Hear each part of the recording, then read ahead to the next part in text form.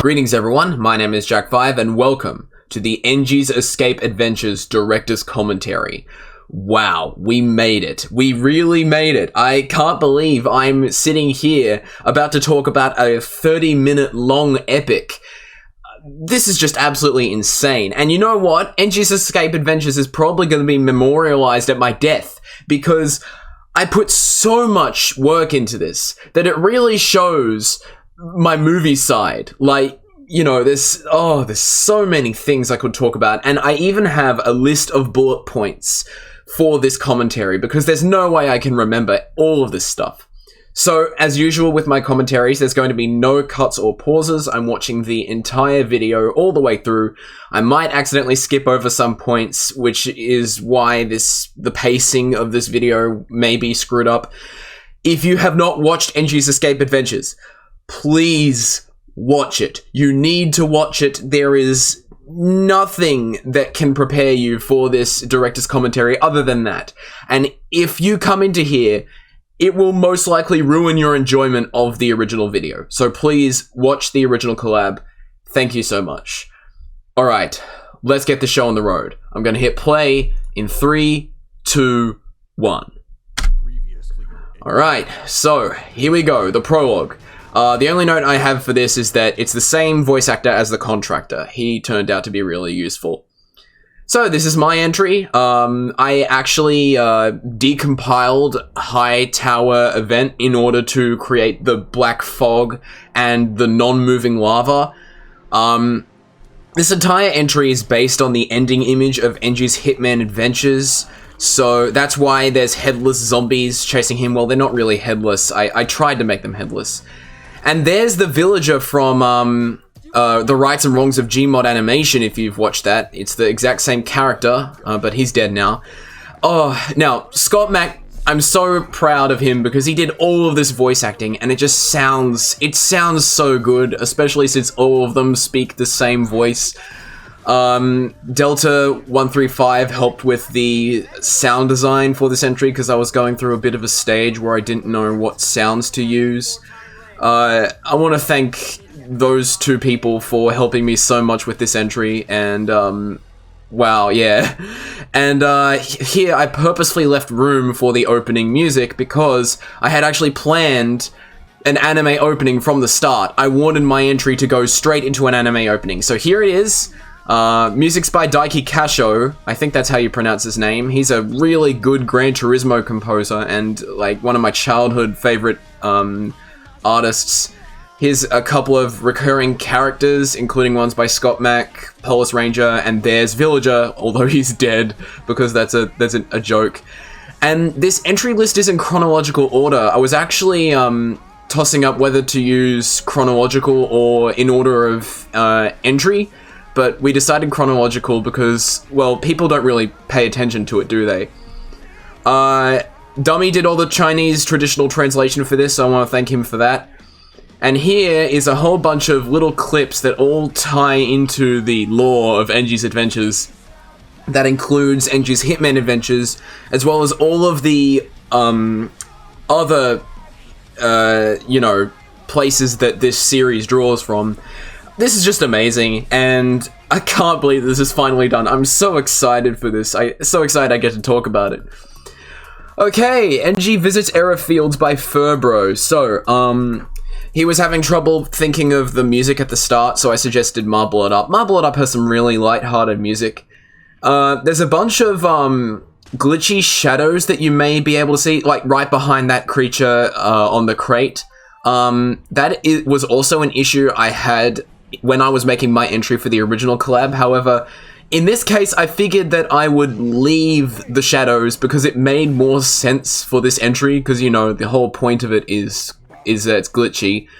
Oh yeah, I also managed to get Police Ranger to do the voice acting in this entry because originally the Furbro's character spoke with varying clips from all kinds of different characters. It just didn't make any sense, so I got Police Ranger to do the voice acting for the character, and I used effects to make sure that Police Ranger's voice like matched the CSGO character, because, you know, he speaks with an intercom.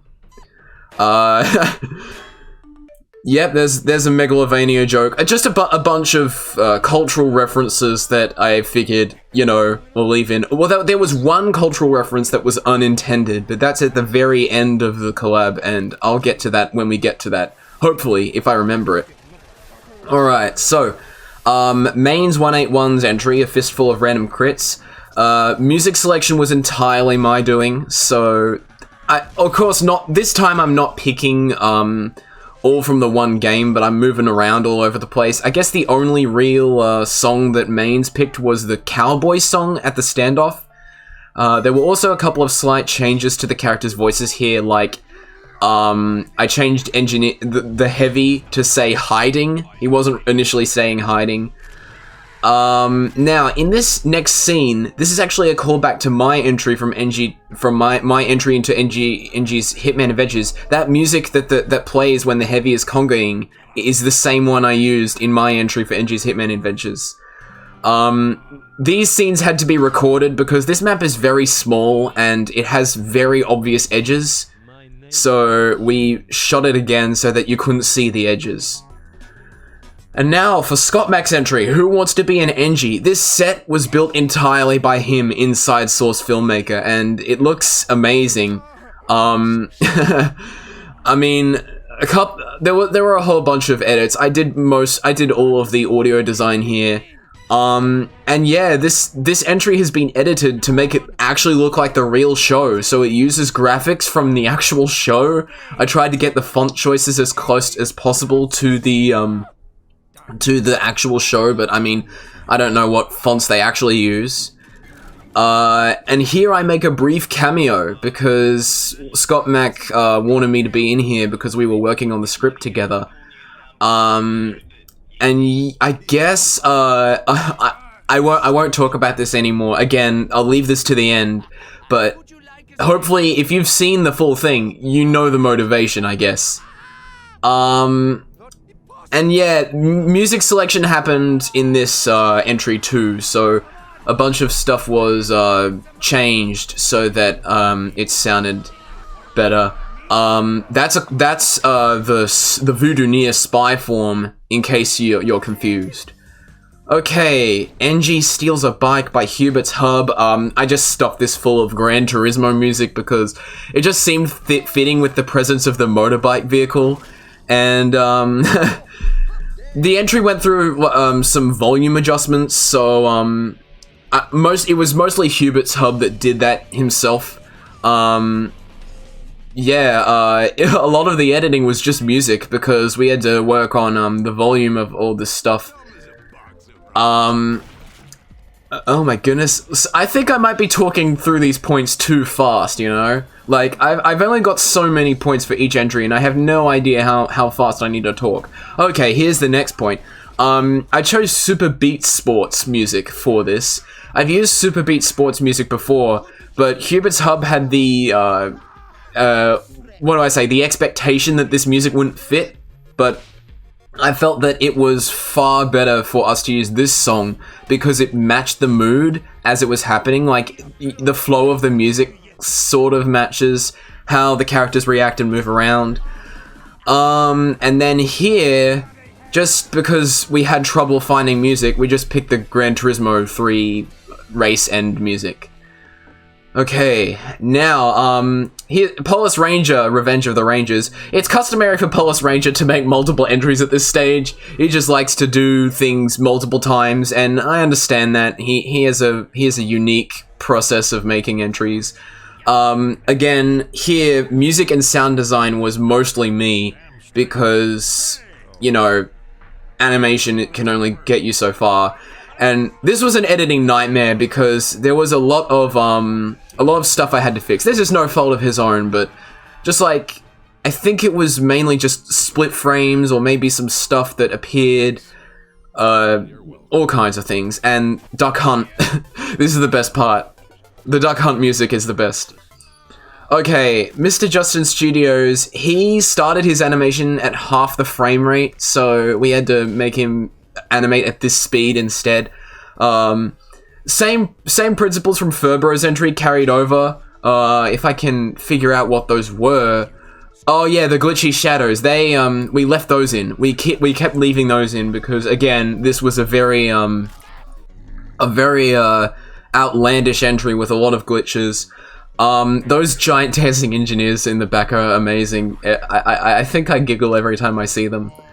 And nothing else really changed here. It was mainly just maybe pacing adjustments. I'm not entirely sure because most of the stuff was just frame rate, and all the bugs were sorted out early. Apart from this one point at the end where the Engie gets pulled away, this originally took way too long and we had to shorten it down. Okay, Spicy Hamburger's entry. He didn't have any music at the start to begin with, and he wanted my help with that, so I told him to use a Hotline Miami sound. This entry, although it looks amazing, it does end very abruptly because it was originally meant to be longer, and we also had to halve the time the establishing took because the music really was dragging on too much. Okay, Cougar Watton. This zoom here was unnatural, so we had to fix that. Also, right here, the volume is very unbalanced, and I had too much trouble trying to fix it, so I just mainly left it as loud as it was. But, I mean, I don't blame the guy. He's a naturally gifted animator. He does a lot of freak stuff, so that's his business, and I guess this is just how he works. Now, the medic's hair changes color in this entry, but you know what? I like that. I think it actually kind of fits his character. It may be a bug, but whatever. Like here. Oh yeah, and Engie throws a lot of toolboxes in this. I guess that's just a weapon he has now. I'm not entirely sure. I think it's after the sentry starts shooting, but Cougar Watton needed to mask some of his entries so that, like, I think it had something to do with how the camera shakes and then how all the blood comes out. It didn't look very natural. Yeah, you can see a kind of seam there. Now there was, okay, so there's supposed to be silence in the music here, but I removed it because it didn't feel natural.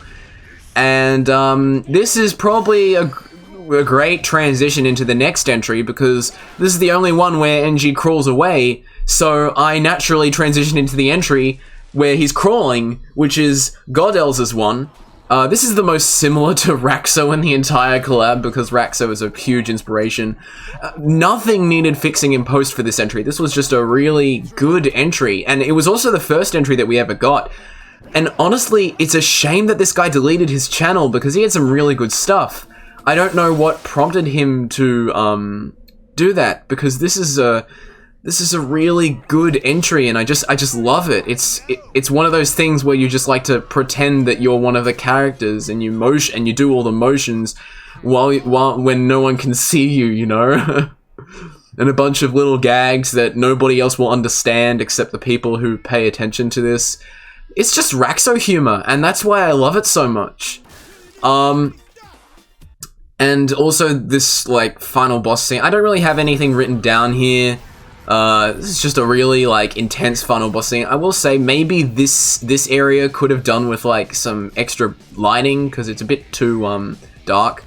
I like to imagine that the Engie is, speaking in the scout voice there, but not really. He's actually talking as himself. That sniper is actually painted as the antagonist in Teaser 1. That's a purposeful decision, and the section at the end was shortened. Okay, Keon McWolfie, this guy, I'm the most happy about this guy returning. Although his entry may not have been the best in this, I still appreciate that he came back. So there's natural transitions at the start because I managed to get the transition. I tried to get all the transitions to be natural throughout the entire collab. Sometimes it just isn't. This entry is actually both in Teaser 1 and Teaser 2. Just a whole bunch of stuff. Some people, I think people watching in the group reaction commented about this scene where the giant hand moves too slowly. That's a continuity error, but That's okay. That group reaction is on my second channel, so if you want to go and see that, you can. It's mostly unedited. I did answer some questions at the end, but I removed that part. So a bunch of stuff at the end here needed work. I'm not entirely sure what it was. I think it was related to this door, how there was like lighting issues. And also music. We had to choose Just Cause 2 music for that because it didn't make sense anywhere else.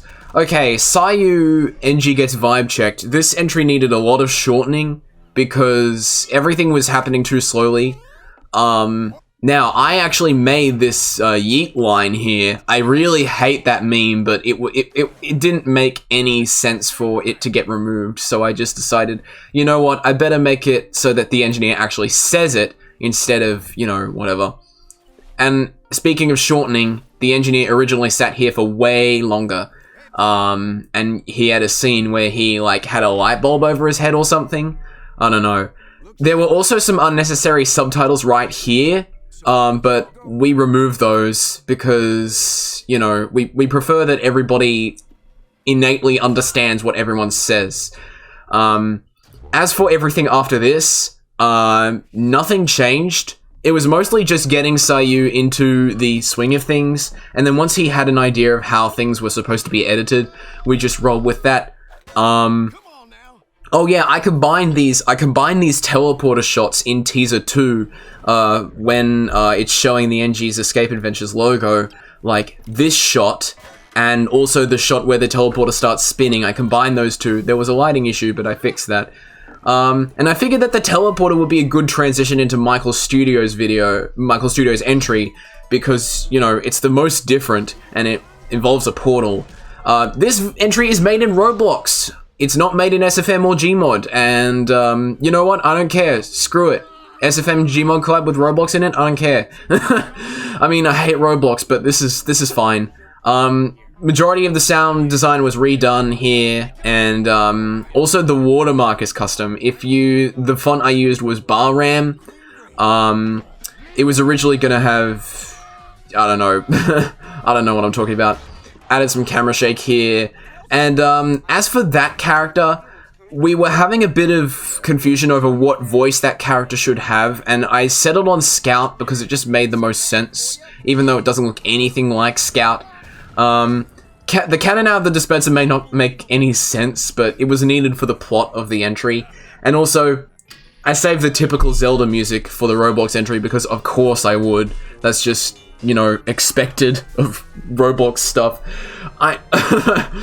And I figured Engie appearing in space in the next entry would be the most logical step because, you know, again, another teleporter. It just seemed necessary for me to go jump from the most outlandish transitions for the teleporter scenes. Now, we left the phasing of the rocks in there and some masking was needed. Oh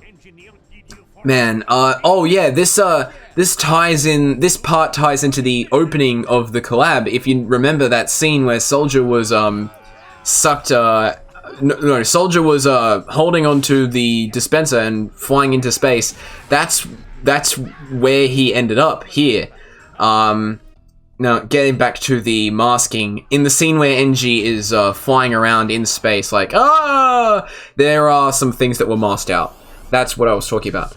Okay, this RPG battle is similar to an old Final Fantasy, so that's why the UI looks so weird, like how the HP that people actually have is to the right instead of to the left.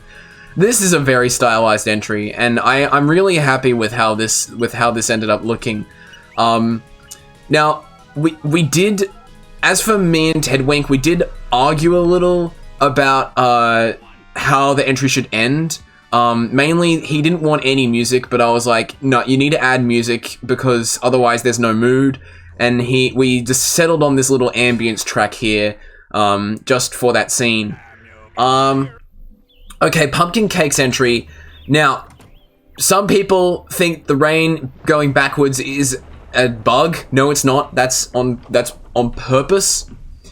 And that's so that he can get pulled away with this umbrella. Now, the music that plays here, called Inferno, it got caught by the copyright bot. So because of that, I'm not putting that in the soundtrack. I think there was another song that got caught out, but I don't remember what it is right now.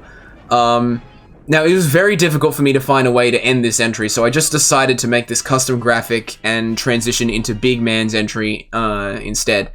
Now, this is literally just Meet the Heavy for the first few seconds.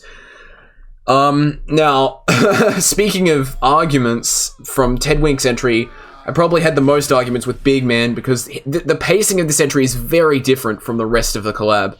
And I was trying to get it to match the collab as much as possible. We settled on this compromise because I wanted to avoid silence a lot, but I believe that this is a good balance, especially out when he's on the cliff. There are a lot of silent portions when he's out on the cliff, and you know, I tried my best to get some of this, you know, sorted out, but only so much can be done when, you know, people have disagreements. I also had trouble ending this entry because I didn't know where to go from here, so I just decided if Engie's going to be falling and then teleport, he should probably fall in the next entry, so I switched to Wafoni where he falls. This was probably the most fun entry to help with editing on, just because, you know, lots of music adjustments and custom fonts and custom speech. Everything was all over the place, and that's what's so good about it. There is, now, the grass in the background is a glitch in Garry's mod. We didn't end up fixing that, but whatever, I don't care. Because that would require Wafoni to animate the entire thing all over again. I changed the horn noise because I didn't feel like the original noise. Well, I couldn't find the original noise, and also I didn't feel like it matched the mood of the situation. I just love these facial expressions. Let's just be honest. All the facial expressions in this entry are great, and this final song was changed to a Sonic Rush track because I felt that we needed a far more climactic song at the end. Camera zoom and explosion effect were custom here, and the final screen was actually changed from the original entry to better fit the transition here. Now, another dude is actually originally called Rustland Player, which was his name in Teaser 1, so his watermark was changed here. Lots of volume adjustments necessary in this entry, but I think it turned out better than, you know, Cougar Wanton, because Cougar Wanton I couldn't fix the volume with. Now, as for the meme song when it says connection interrupted in a moment, it was hard to identify that song because even another dude didn't know what it was, but I eventually figured out that it was from Call of Duty, and so then it was easy to point out what it was. And I decided early on, because this entry ended with the Left 4 Dead music, it should bleed into the next entry. So, Delta's entry was perfect because it had a silent start, which is great. These first few seconds, Delta says they took inspiration from the Tig 3R42. So that would make sense why everything is so bombastic. That extreme close-up was my idea because the original shot didn't look that great. As for the rest of the animation, it turned out slower because that Tig 3R42 inspiration doesn't really work with the rest of the pacing, because this is more of a Raxo-oriented collab than a super over-the-top thing. So that's why the pace changes halfway through. This animation didn't need much changing. Delta was very helpful during the production of this entry, and again, like I mentioned, he helped with the sound design of my entry, so that was pretty good. My favorite part about this entry is when the medics are speaking random lines, not in this shot, but in this shot. Yeah, I love that. I love that. And I decided here that it should cut to this shot earlier because, you know, we want to avoid silence. Okay, Vitos is the last entrant, and he was another animated to make multiple submissions. There was a lot of random silence all over the place, and all of it was compressed in this version, so you won't find any of the silent parts, like 2 frames of silence. None of that's here. I made this frame longer so that it would be easier to see the demo men at a glance, because, you know, if it's just 1 frame, you can't point it out. Now, the original plot of this entry was a lot more sexual, involving the scientist, like, smacking the earth in, like, oh my god, look at that posterior sort of entry. Now, I knew this was going to be the last entry, so I made sure that it had the best transition, going straight into Dummy's entry here. And you can see that joke watermark that was cut off by the aspect ratio. I was trying to get a gold or unusual Southern hospitality here, but that wasn't really possible because of, you know, time constraints.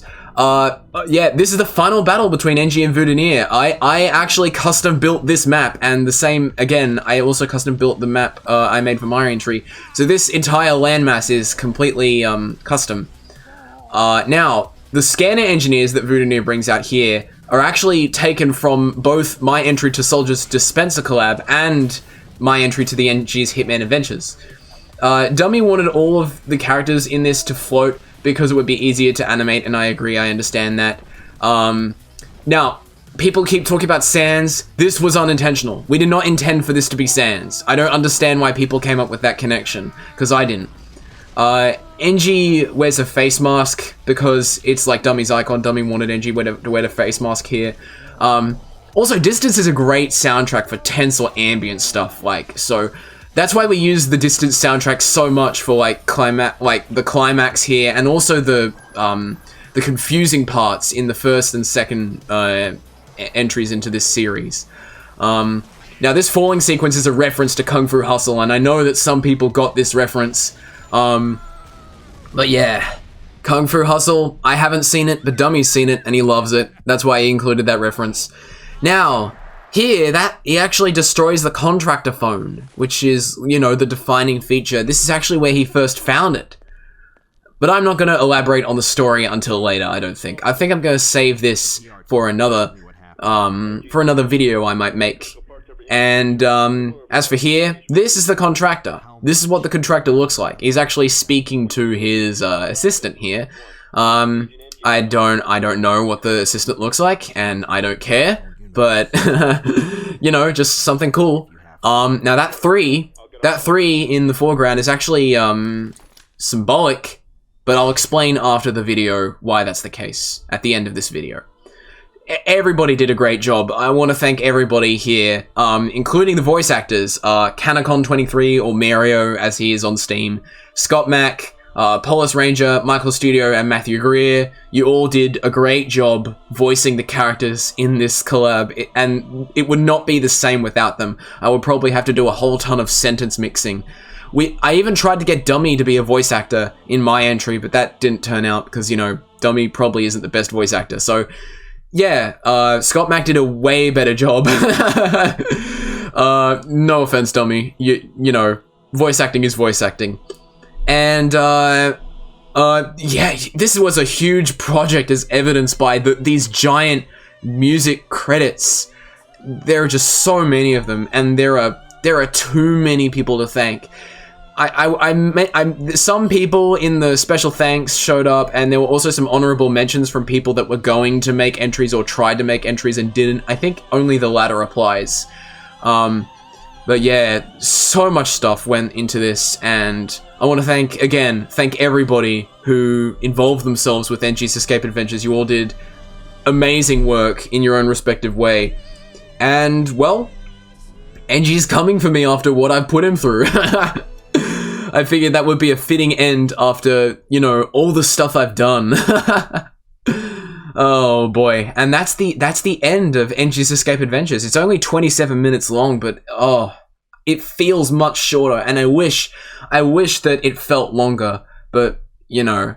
Anyway, so let's talk about the 3. As I said, I would talk about it at the end of this video, and now I will. So, the 3 is symbolic in the fact that there will be no Engie's Adventures 3. Me and Dummy are not going to make Engie's Adventures 3 again. It may be possible that he makes Adventures 3 on his own, or he just sticks to making shorts containing Engie in the same lore, within the same universe. However, I am done editing Engie's adventures because this took way too long. As I mentioned, 8 months this video took, and I don't want to have to put myself through something like that ever again because it was just too much work. Maybe if I get paid for it, maybe, but not at this stage. It's just too much for me.